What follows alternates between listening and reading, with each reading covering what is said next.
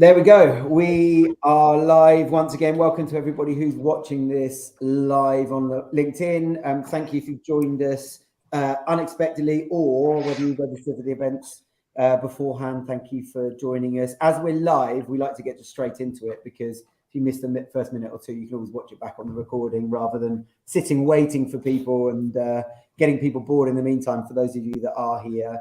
I am joined today by Luke James, Matt Milligan, Mark Alfano-Rogers. For those of you that registered before, you may notice we've got a panel member missing. Benjamin Dennehy, unfortunately, cannot be with us. As entertaining as he is, he has a life outside of sales and he got in the way today. So that's okay. So we're going to do our best to keep this interesting, exciting, and informative for everybody. Today, we are discussing the benefits of outsourced SDR and in-housing SDR. We all know that both options exist. The question is, when is one a better option than the other? Is one a better option than the other always, or does it vary depending on the situation? And we've got three people who've got some views on that joining us today. Before we get into topic, gents, I'm just going to go around and get you to introduce yourself for those of you that don't know really quickly. Luke, can you give us a heads up who you are, what company you're representing, and just a quick overview of your take on this subject today? Of course I can. Yes. Hello, everyone. So I'm Luke James. I'm the director and owner of 4 Marketing. I'm probably expected to have a very biased opinion on this, but hopefully it'll be fairly level-headed. But 4 Marketing has been going for 11 years, just over, and we do outsource lead generation, appointment generation, mainly through telemarketing. We also use a couple other channels as well. So naturally, my stance, I wouldn't set up a business in this sector if I didn't have an opinion that it should be outsourced at least a decent amount of the time. My opinion on it, I think is fairly level-headed. Like I say, I think whether you do it in-house or outsource it, you're not doing it because you want an SDR. You do it because you want the result, and the result is exactly that. It's the result of the work that you put in. So I think it's important for anyone considering doing it in-house, particularly to understand what work is needed to do it in-house, because it's not just about getting a person, getting an SDR or a team of SDRs. There's a hell of a lot that comes with that. So I came up with a list, I think, of 4 things which I think are quite key for anyone to understand, is that if they're going to consider doing it in-house, and this doesn't mean if they know these 4 things, they must do it in-house, but it's a good starting point. I think if they know how many leads or appointments or sales they need to generate, so if they know their numbers, if they know how many SDRs they're going to need to deliver that result, if they know what process those SDRs are going to follow and how they're going to generate them, and if they can support those SDRs through that period, through that process. I want to say support them, I mean not just prepared to give it time, but actually you're qualified and able to support them in the right way. Then I think if you're confident in all those things, then it's a good starting point to consider outsourcing. Consider in-house, should I say? But there's lots of complexity even way beyond that. That's just a starting point. And I think you're not just outsourcing activity, you're outsourcing the challenges that come with it. So if you want to do it in-house, that's fine, but you've got to take everything that comes with it, all the headaches and challenges that come with it, such as you've got to recruit someone, you've got to do a job description and do interviews, etc. You've got to onboard them, induction and training and HR stuff. You've got to manage their performance, review their activity, give them feedback, give them training, whether that's in-house training or outsourced with someone like Benjamin, who can't be with us today, but you've got to consider that as well. It's not easy. It takes a lot of time and energy, but you've got to understand what that is. And I think that's the key point I'm making is if you're going to consider doing it in-house, and if you're going to start that journey, you've got to understand what you're committing yourself to, because it's not just as easy as recruiting someone. There's a lot to it, and we haven't even yet got into how that person does that job and all the support you're going to need to give to them. Whereas on the flip side, if I've got a bit more time, just quickly kind of wrap this up. If you outsource it, you're not just getting an SDR, you're getting everything that comes from that business. So you're getting the experience and skill set of the wider team. That might be managers, directors, depending on who it is you're outsourcing it to, but you're getting their shared experiences across all of their campaigns and all of their careers, really, I guess, to impact in a positive way, hopefully your campaign, your activity and your SDR work. So I think there's lots of things to consider. Of course, being in this industry, of course, my view is that outsourcing is certainly something to consider. but I'm not so narrow-minded that I would tell people to do it and not even think about doing it in-house. Let's go to Matt then. Matt, if you wouldn't just mind just giving us a quick introduction, and then I know you've built internally, so just give us a bit of context around why you went down that route. Yeah, sure. Hey everyone. So Matt Milligan, co-founder of a business called Uhubs.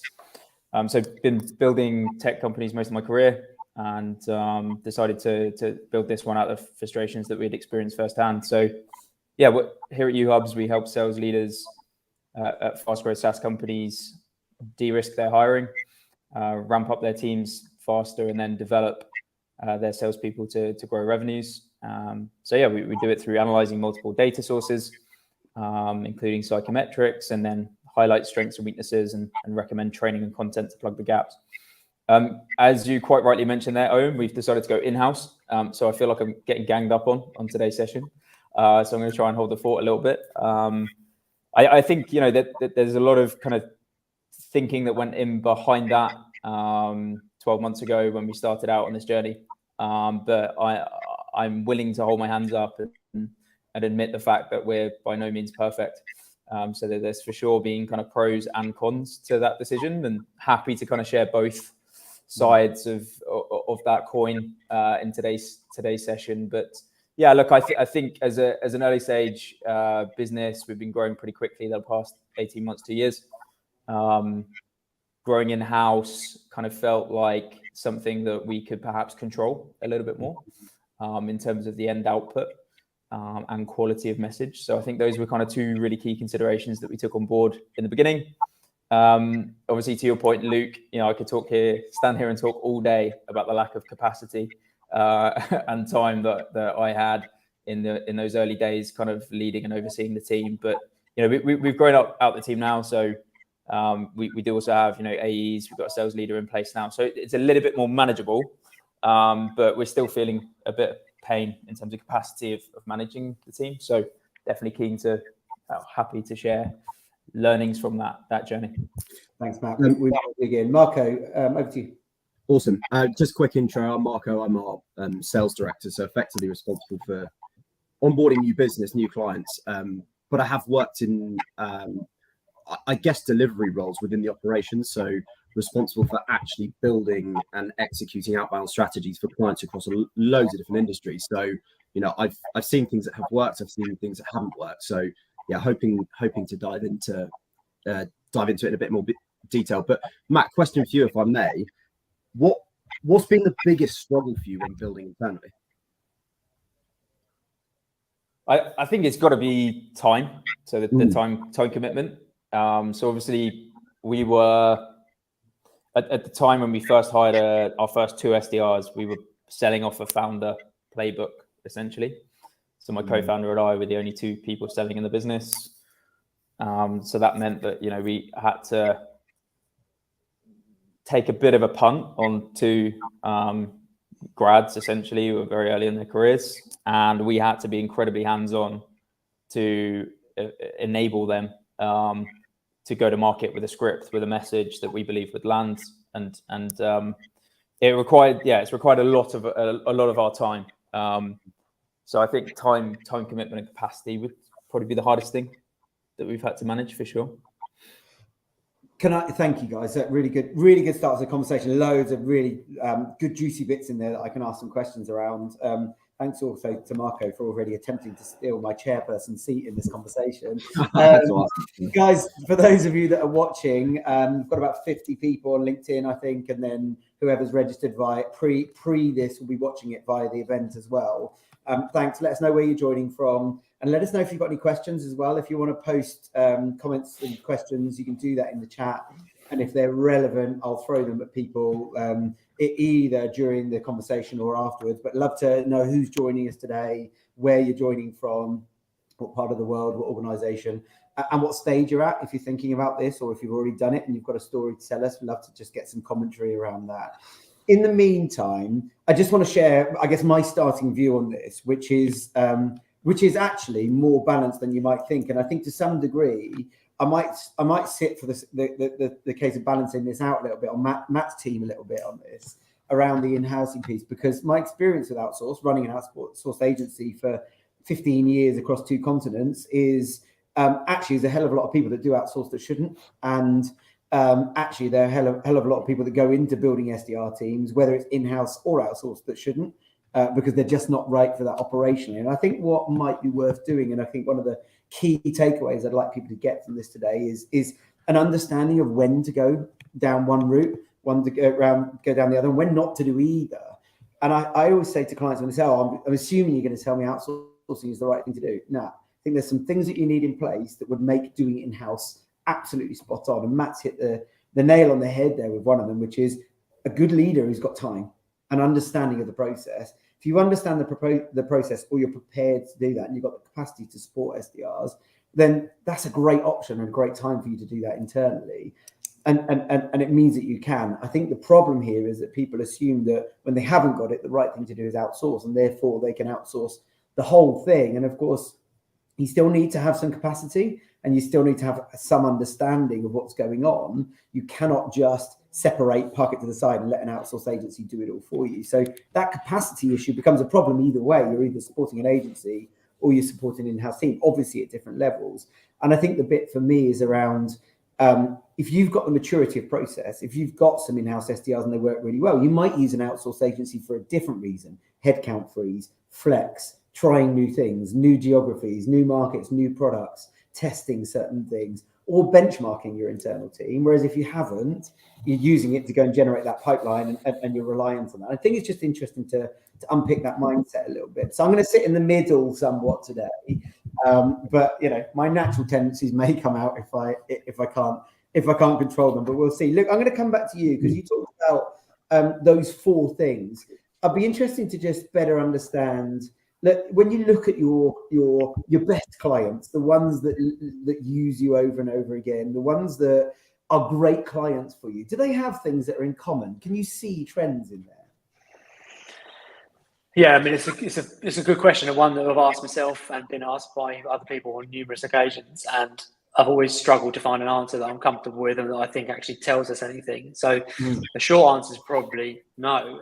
I don't think so. We work across a number of different industries. Probably every industry you could think of, we've either worked in that industry or targeting into that industry, maybe on behalf of a client in a separate industry. So industry-wise, we don't really see much in the way of trends. Fair enough. That's probably a short list. Oh, yeah, am I still here? Yeah, sorry. But in terms of like other things to profile on, the size of those companies, or the things they have in place, or the job role of the person we're dealing with, or how long they've been trading for, things like that, we've tried to look at trends like that, and there really isn't. And I think that's what makes it such an interesting topic, really, because actually every single person that we would speak to, or company we would talk to, or that is considering what their options are, is very much a case of just kind of looking at everything that they've got, everything that's on the table, and helping them come to a decision. As well, ultimately they're going to come to a decision, and we would rather them use us than do it in-house. But no is the short answer, if I've answered your question. Fair enough. No, that's fine.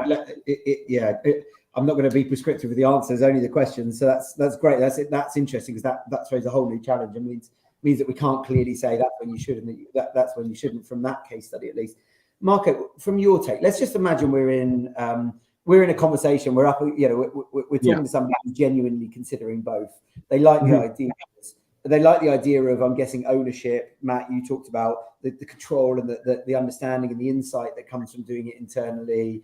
You can touch it, you can feel it, you can understand the people. It's right in front of you. You I guess, imagine that you can influence it more directly as well. What would be the counter arguments to that, Marco? If it was right for somebody to outsource and you could see that, what would you be saying to them? Actually, just to follow on from the previous point very quickly before I answer that, what I tend to look for is more infrastructure, because I think a lot of people just expect, okay, SDR route is revenue. Well, actually, whether you do this internally or whether you outsource it, the SDR piece is just a tiny piece of the puzzle which equates to revenue. You've got marketing support, you've got brand, you've got credibility, you've got content. You've got everything that goes from booking that meeting to getting that prospect to turn up. Someone who will close the meeting at the sale in the first place. That meeting, to nurturing, to asking super good questions, to building relationships with different key stakeholders in the operation. to actually closing, people sometimes think it's, let's hire an SDR, let's outsource it to an SDR team. Suddenly that's revenue. Actually, it's not. It's all about that next step infrastructure. So if I'm talking to, say, tech startups and you've got 2 co-founders, neither of which are closers, neither really have a sales process past the SDR point, I'm thinking, okay, we could probably do a fairly good job in terms of getting you in front of people, but actually what happens from there? You're going to sit for meetings, but are you going to take them through that proper process?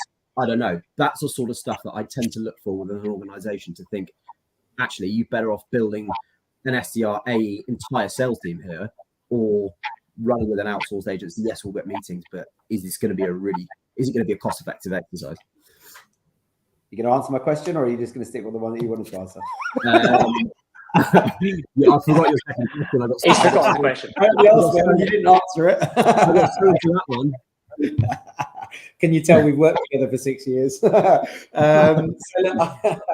think it's a really valid point, to be fair, and it's that mindset of actually, if you haven't got a clue what you're going to do with the opportunities that are created, whether it's in-house or outsourced, it doesn't matter. I think it's a really valid point. I think ultimately, when we look at, and Luke, you may be the same, when we look at our lost client analysis, the clients that work with us, that choose not to work with us after a period of time, which we all have in any business, the most common reason we see within our business is that that they can't close the meetings that we book. They can't turn that into sales. And of course, as you would with an external, you blame the agency, but very rarely is it that you can't get meetings. It's that it doesn't go after that. And of course, then there's so many parts that play a role in that, as you rightly say, Marco, the credibility piece, the sales process, the salespeople, all that kind of stuff. And it's a really, really interesting point. Matt, let me throw it back to you. So you obviously looked at that internal build and you're thinking,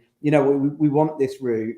You've now been through it and you've understood that the capacity was a challenge. What about understanding and expertise? So within a startup, you've got a couple of brains in there that have a certain set of experience. I'd imagine within an agency, you'd have a lot more people that would have a lot broader experience, even if it's not longer, but they'd have seen more things across more sectors, industry, all that kind of stuff. Did you lean on other people around that? Did you lean on people externally to help you through that, or did you have to go through, how many iterations of mistakes did you have to go through before you got there? Yeah, so we've been fortunate enough that we haven't had any attrition in the team. So, obviously we've had loads of learnings within that in terms of what good looks like, and I think consistency is one word that I'd love to spend a bit of time talking about. But so we haven't had any kind of like really kind of big high profile failures in terms of the hires that we made or people coming in and out of the team. I think one of the things, and arguably that's one of the reasons why it's been relatively successful so far, is we for sure lent on a lot of people in our networks as founders to help. So even in terms of I had like a kind of for the past 12 months I've had a sales leader working with us on a kind of fractional basis, which has been really, really helpful. So just to kind of share some of that burden, provide some of the structure, and basically have like a second opinion on some stuff has been super, super valuable. But I think going back to, Marco and Luke's points that they were making around the experience set, I think if you haven't done it before, then that's a super high risk strategy, as a founder, even as a sales leader, if you've been like full cycle, but you maybe haven't built an outbound team before, it's a really hard thing to do. We're not going to cover this in glitter. It's a really, really hard thing to do. So trying to do that without any know-how, previous experience is a really risky strategy. Now, obviously, we're entrepreneurs. We're in the game of risk, but still, you've got to weigh up your odds of success, and you've got to kind of de-risk things as much as possible. I think jumping into building an outbound team from scratch, from the ground up, without having ever done it before, sounds like a pretty risky move to me. So I think we had the benefit of, like I've built sales teams, my co-founder Ash has built them. We had that. And I think just one other thing that I'd add, the big thing that you're trying to optimize for, particularly in the early stages as a founder, is learnings. Yeah. So really getting that feedback from the market, personally, I see that as one of the biggest value adds of building an outbound function early on, because you're having daily conversations with your target market and learning about the pain point, learning about the messaging, what's landing. And personally, just to put forward the kind of in-house point of view, we actually went kind of contrarian. Everyone was building remote SDR teams at the time. Yeah. We were like, no, we're going to create the boiler room type, or we called it the war room. We actually wanted people in the office 3 or 4 days a week. We wanted to create this peer-to-peer knowledge sharing environment where we could actually just like listen in on calls and say, like, that sounded like a good conversation. What was the feedback from the prospect? That just sped up the learning cycle for us as founders, having that proximity to the boots on the ground. That's a really, can I jump in on there quickly? That's a really interesting point, Matt, because I think, and probably Owen, you might have had the same thing, but during lockdown, during COVID, when most of our team were on furlough, but for a period of time, and then those that were working were predominantly working from home. That was one of the things I think everyone really felt, was that communication was really challenging, because you weren't sat next to people, you weren't walking past people's desks and bumping into them in the office and stuff, and overhearing conversations and calls. So like just that experience of I guess communicating without really meaning to, but just because you're sat with someone or stood near someone, it's really valuable in our industry, we find. And if you don't have that, if people, and there's another point I was going to touch on maybe later on the call, was about remote working or hybrid working and that kind of thing. In our industry, my view at least is that it's a difficult role to do from home. It's a lonely role. It's a lonely job to do on your own, sat in a spare bedroom or wherever you're doing it from. It's tough to do it on your own, and I think you need an environment where you're surrounded by other people, ideally people who are doing that same role as well. So that's my view, and just something to jump on from what Matt said. Yeah, I think it's a really interesting point, Luke. And I think one of the pieces of advice I typically give to people around that is, if you're going to build in-house, don't build it with one person. Build it with 3 at least, because one person is a gamble. We've got no benchmarking exercise, no data to tell us whether that's the best person you're ever going to hire or the worst person you're ever going to hire, or somewhere in the middle. They've got no collaboration point other than their line manager, who probably will be reasonably disconnected because of capacity, as Matt has talked about. And nobody to bounce ideas off or share frustrations with, and no competition, which you need in sales. And I think, 2, slightly better, but if those 2 don't see eye to eye, or they're very different, then you've got a whole other problem. And it only takes 1 to leave, and then that's 1 again all of a sudden. So it's a difficult situation. So I think it's one of those things where in-house, to do it well, you've got to do it at a reasonable size. And I think maybe the outsourcing gives you that ability to flex in, just to step into something at a smaller level, better understand it, with a view to maybe build it in-house once you're ready, or more ready, or and have got through some of those iterations of mistakes and errors and those sorts of things. So it's a really interesting. Mark, the other thing to think about in this, which is actually a really interesting topic, is the flexibility of resource delivery. So when you hire someone internally, you've got one full-time person doing, call it 35, 40 hours per week.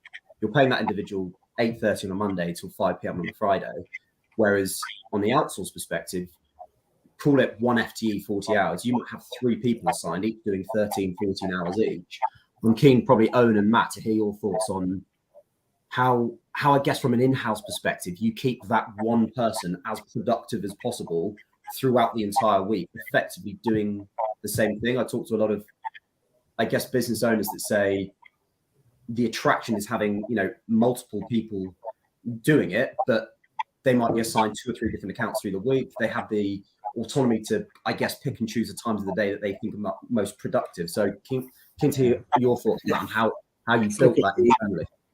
Let's look at the pros and the cons of that, and then Matt, be keen to get your narrative in it as well. I guess the pros are, if there are obvious times of day or day of week where the data is telling you that it's a more effective thing to do, then in theory you can double up on good times and reduce down or eliminate bad times and get a better outcome with the same level of resource. Now, obviously that relies on the 2 people you're doubling up with being equally as effective.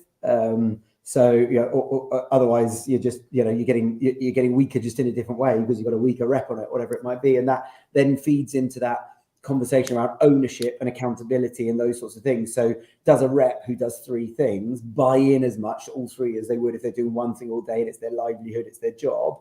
And I guess that will be the challenge. And I think both can be upsides. And to throw in the mix there, and I'm fighting back on the outsource side for a second, you've got to think about internal meetings as well. One of the things that we talk about is the fact that if you're buying an hour of time from an outsourced agency, in theory, it should be an hour of active selling time.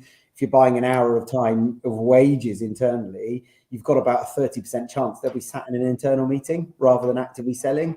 And I think both of those things, there's arguments on both sides, aren't there, around effectiveness, staying fresh, having the learnings from different things, but also the fact that more than one person can reduce the buy-in and reduce that kind of ownership mentality. Matt, what's your take on that? Yeah, I guess just the other thing I'd think about as well is context switching. So, like we see it a lot with developers, right? Like we work with a couple of agencies, and having developers across multiple projects can really hinder your output because they're going to put one project down, get their head back in the game, pick your project back up again. I don't know if you guys have kind of seen that, but that would be something that I'd definitely be kind of mindful of, is like the context switching piece. But like Marco, you're absolutely right around consistency, and I think that's something that we definitely struggled with. Is we'll definitely have some really good days, some really good weeks, but keeping the team motivated and engaged, it's a full-time job. There's very, very few SDRs that I've come across in my career, or any of our clients to that point, that can actually kind of self-direct, self-motivate, and just consistently smash the number. They're almost like a purple unicorn type seller, right? There's a lot of SDRs out there who are really, really capable, but they do need that daily accountability, that really clear direction, and just someone checking in with them every day to say, how did yesterday go? Let's look at your inputs, let's look at your outputs, and then let's wrap up at the end of the day as well. That's that's a full-time job. And then you layer on top the coaching and everything else that goes with it.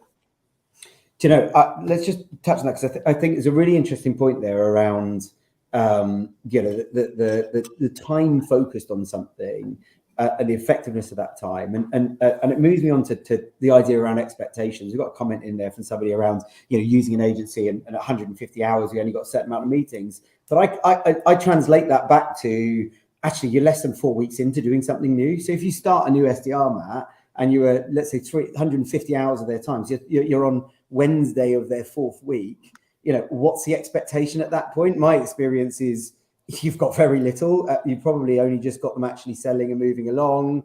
There's a lot of prep time, a lot of stuff that hasn't moved forwards, and you're still paying out in salary and that kind of stuff. And it feels like there's almost a different currency of time when you outsource versus in-house. There's a different level of patience. There's a different level of understanding. There's an expectation that, as with this comment, I'll get ROI after having an SDR in for the equivalent of 3.5 weeks. But I just don't see that that's possible in any world when you've probably got a sales cycle that's 3 months long. And just to caveat that, the average sales cycle in outbound is about 3.5 months in B2B. And that's assuming you're selling into SME. So I think even the question we've had there is really interesting, because it brings up that point around how do we value time? When we go to an agency, are we prepared to give it the time that it takes for reps, operation to learn? Matt, when did your first closed business come in? When you set up, so you made the decision today, I'm going to build I'm going to build in-house. How long did it take for your first sale from those SDRs? You then had to go and hire them. You paid you paid recruitment fees, or certainly not invested in recruitment time. Then you've got to onboard them, and there's a cost against them. You've got to get all their licenses and everything set up. Then you train them, and there's a cost in their time and salary, and also your time and capacity. Then they go and fail and book poor meetings to start with, and you learn and you iterate. How long? Then you've got to go through the sales cycle when you do get a good opportunity. Where were you before you closed your first sale? Yeah, I think we got fairly lucky, but it was, and I say that, but it was still at least 2 months. So it was over 2 months from. Yeah. And how many reps did you have in? That was 2 initial SDRs that started on the same day. So the equivalent of 4 rep months of work plus however much input you put in before your first piece of revenue came in theory. Correct. And then it was like a 30-day sales cycle for the deal. Yeah, absolutely. So potentially up to another 90 days, up to 90 days worth with 2 reps. And I think this is the point, isn't it? How do we value time? And I feel like we all have to stand back somewhat and say, well, actually, whether you're outsourcing an agency or whether you are using internally, if you're gonna do it, you are going to need to invest probably 20 grand plus before you get your first piece of revenue. I don't know. You tell me, Matt. Have you ever sat back and looked at what that investment was for recruitment fees, all the cost of time for onboarding and resource, cost of time for training, the licenses, the data, the setup, the tech that you had to give them, then the wages as you ran into that? You know, what would you be your best guess number on how much that investment before you saw your first pound of return? Yeah, I'd have to come back to you with an exact number, but there's no doubt it adds up. And you know, as cost-conscious founders, you know, everyone's thinking about runway right now, burn rates. Yeah, like you got to be open-minded to the all-in cost of a hire, and it's all the stuff that goes with the hire that you don't necessarily account for in the beginning. That can add up, you know. Yeah, for sure. I think the more important consideration there is, you know, the investment you can justify so long as the ramp times make sense and you're getting that ROI. So you know, we see so many leaders that we work with in the market who, you know, make hiring so many SDRs and actually like the ramp times are like 6 months plus. And then you look at the deal sizes that they've got SDRs working on and you're kind of scratching your head thinking, well, do these unit economics even make sense? Yeah. You know, we've seen this like madness of the last 12 months with like 50K base salaries for graduate SDRs, you know, first time picking up the phone, and you just, you know, and then they're targeting like 15K or sub 15K deal sizes. And you're like, well, hang on, what's the sustainable business model behind this? Or is it just like VC funded madness? Probably. On that, Marco, can I ask you just around those hidden costs? So I hear you sometimes talking with clients, meeting clients, and sometimes opening their eyes to some of the things they've not thought about when they're thinking about hiring internally. What would some of those costs be? I mean, you can start from right at the beginning. So you've got, well, I guess recruitment fees is one. So recruitment fees, that's assuming you find someone. Let's say that person comes on board, works out, maybe 2-3 months down the line, actually, that individual's not right. So back out to market, second recruitment fee. So cool, you found your individual, you're up and running. You've got to think about, okay, the cost of actually managing that person internally. So are you going to have an SDR manager? Is it going to be a co-founder led or a head of whatever led approach in terms of managing that individual? Then you've got to think about tech licenses, CRM systems, phone systems, whatever that might be, everything that's associated to having an SDR do their job. So it's not, I think there's a preconceived idea that, you know, hiring internally, it's salary, maybe a bit of comms and national insurance. Actually, it's not. It's far more. And these days, you know, if you're going down the office route, the cost of having someone in that seat, whether that's, I don't know, in their own remote office in central London, whatever, there's just so much that just comes creeping out once you actually get into the idea of having someone internally. On the flip side, and Luke, I'm going to come to you in a minute. Apologies, I've only got Matt who's built it internally, so it's a relevant question for Matt. On the flip side, Matt, you must have seen, having done that now for I think nearing a year or so, you must see some additional benefits coming from those people being in the business, as potentially they can progress within the business, they can move into that SDR manager role that would otherwise be very hard to hire for, which of course you couldn't build necessarily as well if you were doing that outsourced. They, I would like to think, would add more value strategically to the business as they mature and they understand what the sales process looks like. And they might be the people that come and say, hey, have you had that idea? Have you had this idea? We should do this a bit more. Maybe give some narrative around some of that stuff that you would see that's the intangible. Yeah, for sure. I think culturally there are some added benefits. I just got off a call with a prospect straight before this. Beautiful story. Hired interns. So the business was built on interns. And eight years later, their global sales director was an intern who's gone from intern to global sales director in 8 years. You know, that's magic, right? That's kind of what I don't know about you guys, but that's kind of what I do this for. So there are definitely like kind of cultural benefits to how you build out the company culture. I think as well, there's a lot of added benefit of being sales led early on, especially when you're pre-product market fit. You know, I think quite often for good or for bad, the sales team are the loudest team in the organization. But I think they can be really good for morale early on when you've got a small, tight-knit team. So there's an added benefit there. And then, as you say, like talent pipeline, like hiring experienced salespeople is so hard and has been particularly hard for the past couple of years. So if you can build talent rather than buy it for the market, you know, ideally, as a leader, I'm thinking that's a really good ROI as opposed to paying over the odds for external talent. Yeah, it's a really interesting point. Luke, I'm going to come back to you. I want to just flip the topic of conversation a little bit around data, insight, transparency. So one of the things I often hear is, and we've touched on it today, building internally, I can see it, I can control it more. I've got more transparency over what's going on. And of course, there's a perception that agencies are they are external to your business, but they feel that way. It can often feel that way and very disjointed. What do you see yourself or other good agencies as well doing to try and mitigate that risk of lack of trust, lack of transparency, lack of understanding on what's going on? Yeah, I mean, if someone was to say that they're leaning towards doing it in-house for that reason, for the transparency and control, and they can see everything and, you know, analyze and report on everything, I would then encourage them to think about, how are you going to report on those things or analyze those things? How are you going to set the CRM up in a way, if you haven't done this before, set the CRM up in such a way that, one, allows the SDRs to do their job well, two, allows you to have the analysis and reporting that you're talking about. Like, how are you going to set this? Because the reports you might want to do in 3 months' time, they're not reports you run then. They're actually ones you build and configure right now, day one. You've got to get it right from day one. So 3 months down the line, you can run a report that makes some sense. If you don't set the CRM up properly and have the right processes in place from the start, then you can't do the reports down the line.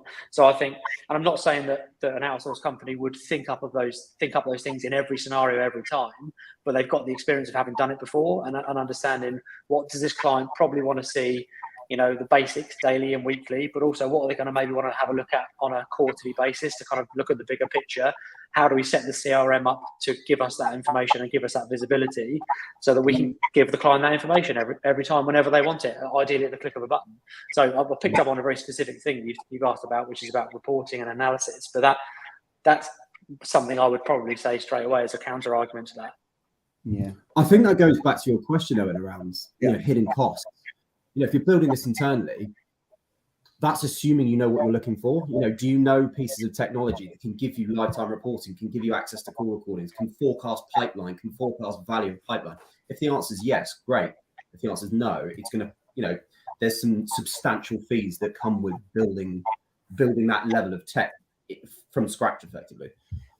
You know, it's an interesting point, and I think this is agencies doing poorly, as well as in-house sales always doing poorly, is this adoption of tech mentality of actually, if you're going to set something up from the beginning, keeping it reasonably simple to start with and then letting it grow organically is a very good strategy.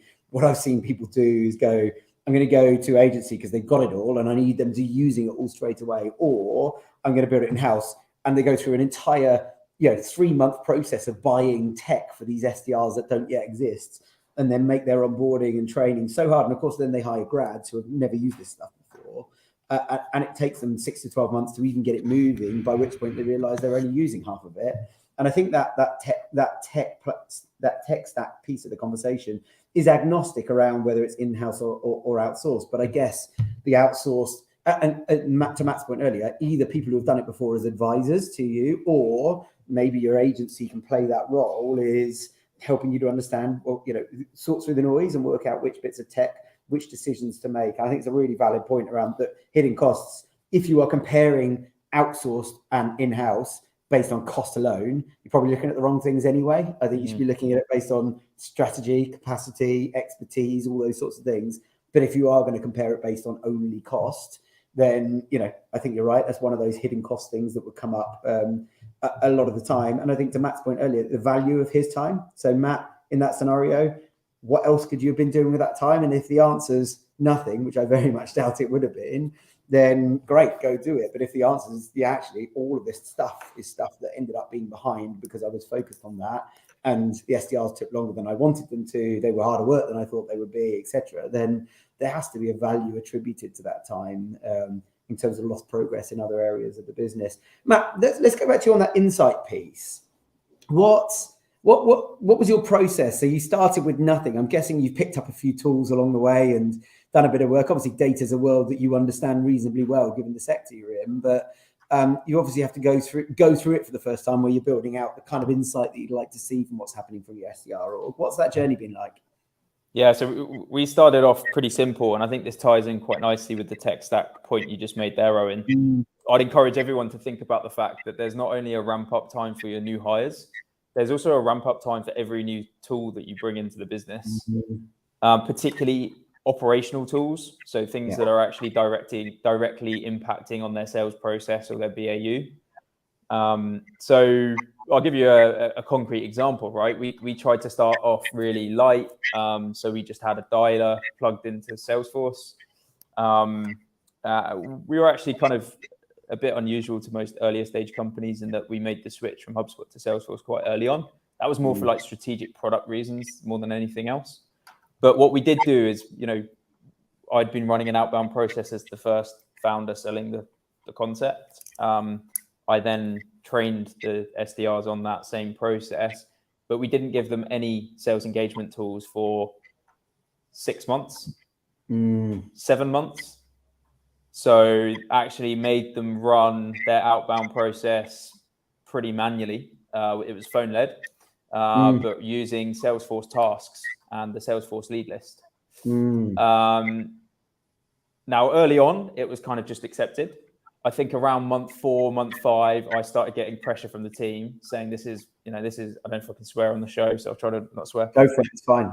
This is bullshit. I'm seeing everyone on LinkedIn raving about these great outreach sales engagement technologies.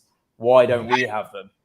And, I kind of resisted. And my kind of perspective on it was, if you can't get the job done without them, you're not going to be able to get the job done with them. No matter, I think about the analogy of like a golfer. And anyone who's tried to play golf before, you could put the best golf club in the world in your hands, but if you can't swing the club, you're not going to be able to hit the ball very far or straight for that reason. So I kind of made them suffer a little bit, do it the hard way. And we actually had July, August, and September were the 3 biggest months in terms of meetings booked, in terms of outputs. I then invested finally in the sales engagement tool at the end of September. October was our worst outbound month in the history of the company. Dear. I shouldn't laugh. Sorry, Matt. That's really bad. And it wasn't cheap either. It's quite a big investment. So. And is that because it was a change management? It's new. They're getting used to it, rather than because the tools are no good. Correct. Yeah, it was the ramp up period that I hadn't accounted for in the new tool. And then it was like teaching the guys to swing the golf club again because their process was all out of whack. Yeah. And what?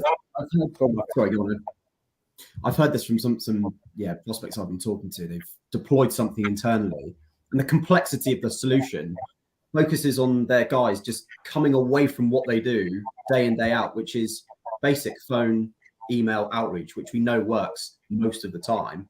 And these tools almost bring them away from doing what they're best at and focus them on their mindset, which is so over here. Actually, they stop doing what you need them to. So I have that quite a bit.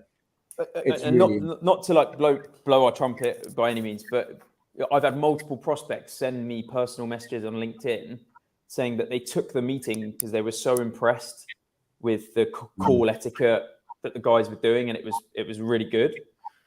And it, like you say, Marco, it's almost like we've now we've made this investment to kind of invest in the guys, and now they've they're not, you know, they're forgetting what made them successful in the first place and buggering around with email automations. Well, and the same is true. I often talk about sequences, and people say, "So, what's the what sequence should I be using for outbound? What's the sequence?"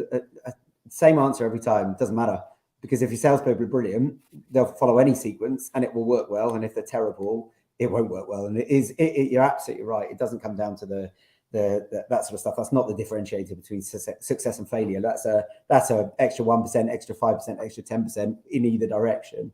We've got a really good question here from the audience. Isn't this a matter of size and age? At the beginning, you want to outsource everything, while later on, you want to build it for yourself. And I think it's a really interesting point there around, you know, if you are starting up, actually, you know, the amount of capacity, Matt, you had to put in. Same for me, actually, in launching Air. I've got to go and build client sales teams as well as build my own. The amount of time and energy that took was a lot. And you know, I certainly, anything outside of my lane and my expertise, I wanted to outsource my bookkeeping. I wanted to outsource my finance. I wanted to outsource my IT. I wanted to outsource, you know, any job that took me away from the things that I knew I could be good at and strong at and affect the business in a positive way. Get people who knew what they were doing there quickly, and hiring those people is hard. I think it's a really, really good point around that. What's your take, Luke? I'll come to you in terms of, you know, that early stage outsourcing versus latter stage. You got any narrative around that? It's an interesting one, and actually, that comment you just brought up was probably the opposite of where my head was at. And I think, there we go, Matt. I think your story is you. I know you've done an in-house team, but actually, to start with, you were the person making the calls. Am I right? And understand you and your co-founder, and probably of all the people in the business, you were and will probably still be forever the best people to make those calls. But your time available is finite, so you've got to pick and choose the things you do and the things you outsource and the things that maybe don't get done at all. And I think a big thing here is about affordability. Owen, you're saying about all the things you wanted to outsource at the very start, but most businesses, with the exception maybe those that have got some funding, most businesses set up with very, very modest bank balance and funds available to them, and they've got to do everything on a shoestring budget. And when that's the case, you have no choice to either do it in-house or not do it for the moment, and we'll come to it later when we can afford it. So my gut feel, my initial reaction, and that's a really interesting comment on the screen there, was actually the opposite of that. I think is you do it in-house to start with because you kind of have to, and then you've got options moving forward. Once affordability becomes more likely, you can decide, right, what is the best way of doing this? I'm the best person to do it, but my time's now running out. How can I get someone else doing this? Do I go outsource, or do I just grow someone in-house? Yeah, really interesting. And cool, Marco, you clearly want to say something? Just with my mouth open. I think my views are particularly one side on this naturally, but my mindset is very much, if you've got something from an outsourced perspective that just costs you monthly, it's scalable, it's flexible, you know you're going to spend X, all you have to do is potentially Y in terms of getting them onboarded, run it for however long for an initial test and measure period or whatever, and that process is working. Why would you then change that and bring a team internally, go through all the faff of having to build that team internally, when actually an outsourced solution is providing that ROI that you need? You know, if I was a business owner, I would be thinking, you know, if it's working, why try and fix that? Why try and change that and bring it potentially internally? Yeah, I think it's a good point. I'll just jump in again if that's all right. Just real quick. There's we've got a couple of clients who actually they do both essentially. So they've got an in-house sales team, office based. They're not field sales. They're office based.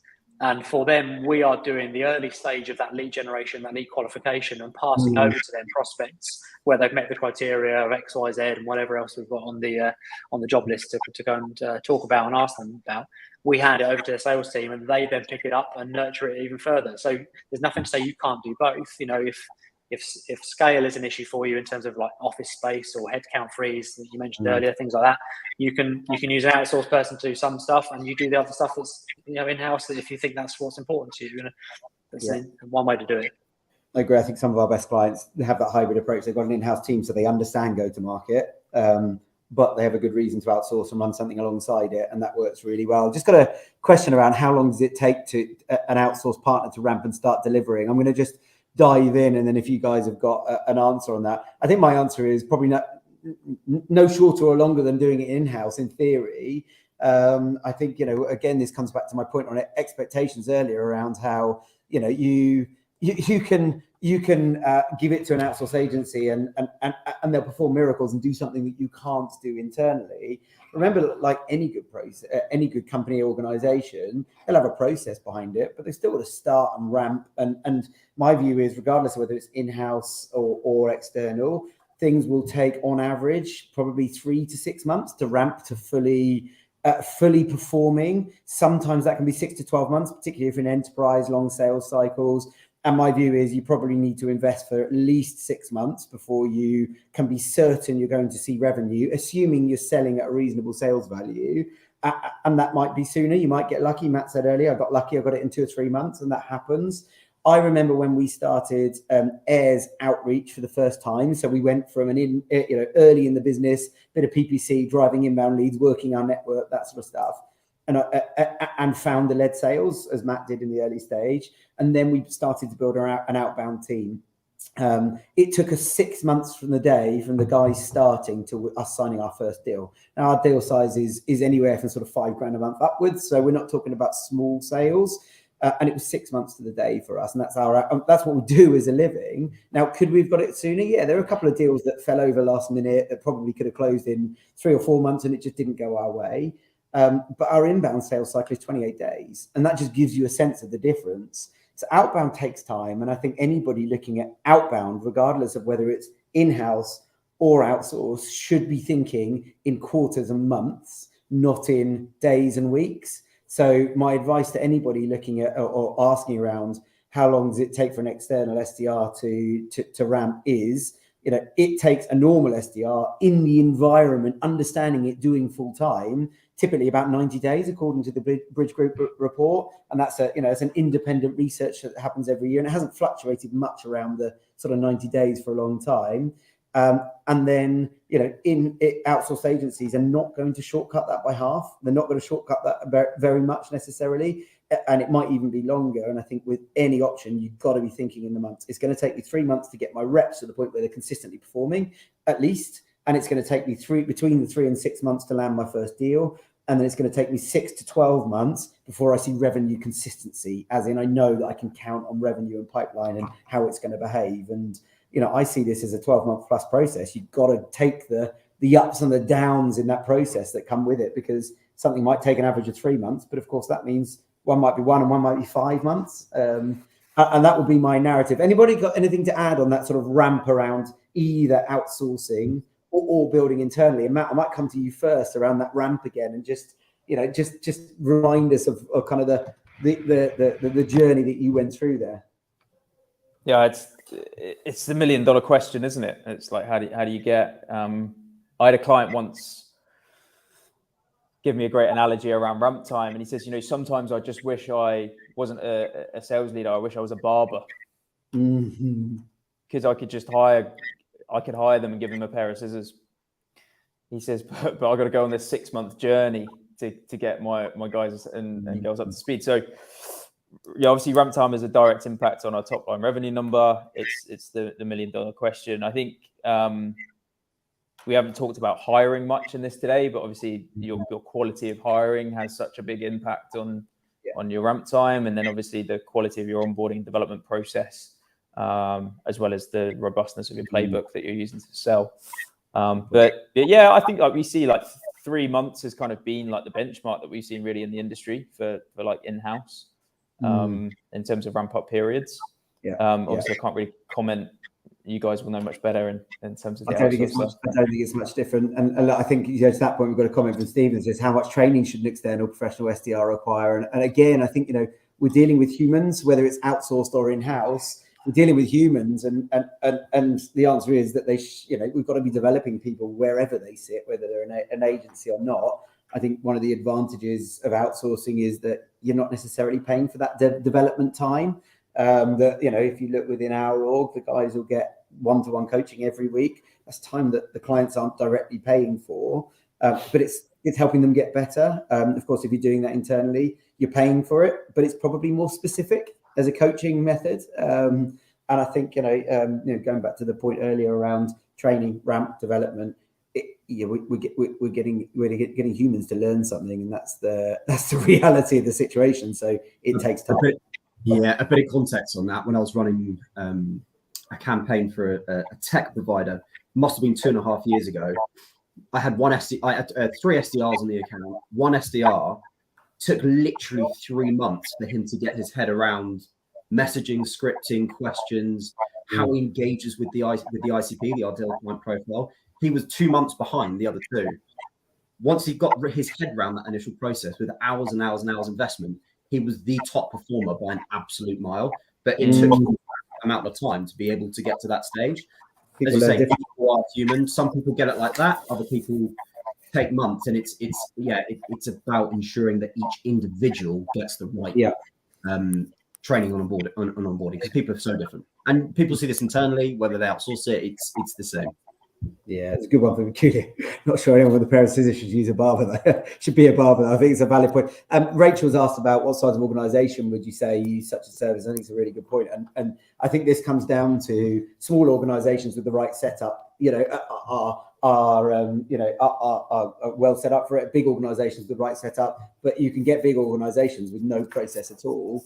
I remember coming out of a meeting last year where we had an enterprise business, global brand that you would know, who was still using a CRM, not using a CRM, but using an Excel spreadsheet for their team to manage their tasks. This is a brand you would know, that you'd see in shops all the time. You're thinking, wow, how on earth has that happened? And I think size of organisation doesn't necessarily matter. I think it's about maturity of process, quality of sales reps that are going to handle the leads that the SDRs book, and also tolerance for failure and ramp. Let's be fair. I think it goes back to that point I said earlier about, it feels like there's a different expectation for outsource, or a different tolerance for things going wrong. If you hired somebody and they were a month in your organization and hadn't made a huge amount of material progress, but you could feel them making progress and engaging, you'd probably give them more time, and you'd be thinking, probation's 3 months, we'll review it at that point, we'll support and we'll coach. Whereas an agency 2 weeks in, we're thinking, we haven't got 100 meetings yet. I'm being facetious a bit, but I haven't got 100 meetings, so we should probably turn it off. And I think it's always interesting to get people's mindset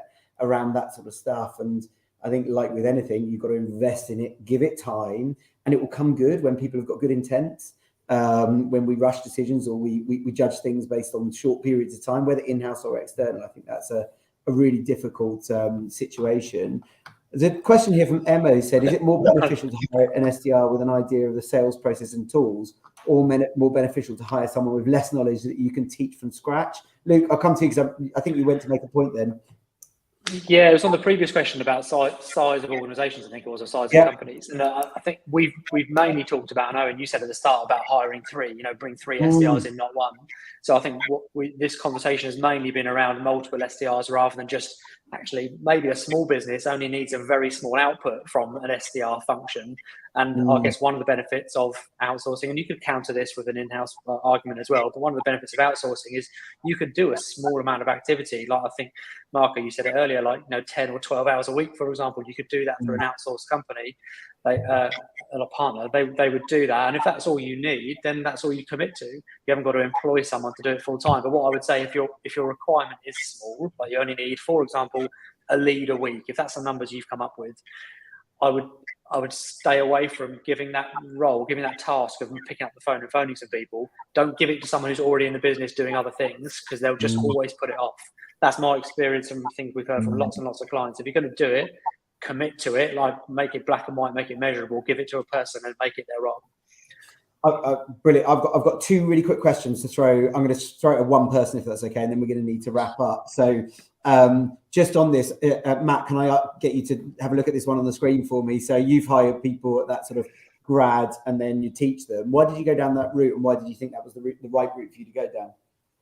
I think ultimately, just to kind of counter that question, I'd say almost kind of neither. For me, it's all about core behaviors and mindset. So, give me a candidate with a really strong growth mindset who's super hungry to learn and willing to put the work in and be consistent, over someone that's come from a background of loads of experience with tools, whatever tools or methodology or process. So I think fundamentally, in our experience, that's far more important at the SDR level. Fair enough. And then I'm going to just throw the last question up, and Marco, I'll throw this one at you. So I think you're next to the cycle. What does an outsourced SDR team need its client to put in to maximize chances of success? That could be a pretty long response, but I think in short, you've got 45 seconds. Go. Oh God. A number of things, but I think feedback loop is probably the most important thing here. It's let's onboard you as a client. Let's run an outsourced SDR program. We're going to be filling your calendars with meetings, bookings, whatever you want to call it, appointments. And it's understanding that not every single meeting is going to be the best meeting you'll ever attend, but why? What else can we be doing?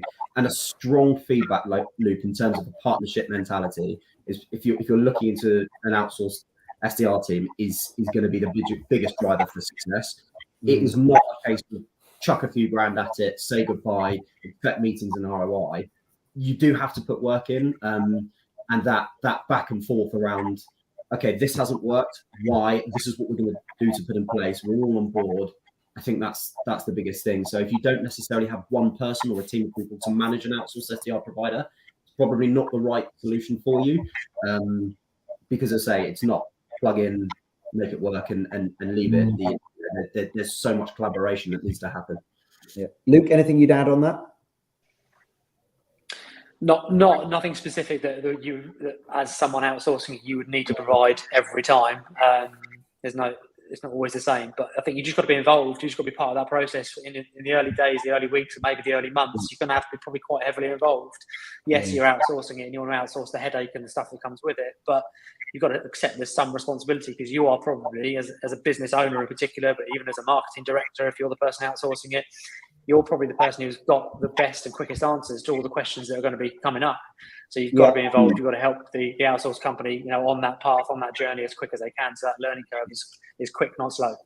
Yeah, brilliant. Now, gents, we're going to have to wrap up. We're a minute over time, so apologies that we need to wrap up. Thank you for your contribution to today's discussion. I think in summary, there's some really good points in there around both sides, but I think what we've heard is that, if you're prepared to invest the time, take the capacity, learn your trade internally, if you've got good advisors around you and you're patient, then building it in-house is an absolutely viable option. But outsourcing doesn't take all of those things away. And I think Julio said something really good at the end. My take is that it's far from it's so far as that the ideal case scenario would be to have both working alongside each other. I'll reiterate that point from earlier. Some of our best clients, the ones that have been with us for 5-6 years, these guys are people that have got internal. They get it. They understand it. They've been through failure themselves. They understand that it's not easy, and therefore they've got a patience with it as an outsourced agency goes through a ramp, because what we're not going to do is perform miracles, and you will fail internally and externally before you succeed. And I think that tolerance is really important. And Matt talked about that earlier about, capacity and all the things he could have been doing. But look at the success that's come out of that, because you've been patient, Matt, with what you've done internally as well, and had to put a hell of a lot of investment in. So some really interesting thoughts. Thanks to everybody in the audience who's throwing questions and comments at us. Really appreciate you joining us today. Gents, thank you for joining us as well. Really appreciate it. Thank you. It's good fun. Thanks, Thank guys. you, folks. Bye-bye. See you later. Ciao. Bye. Cheers. Bye.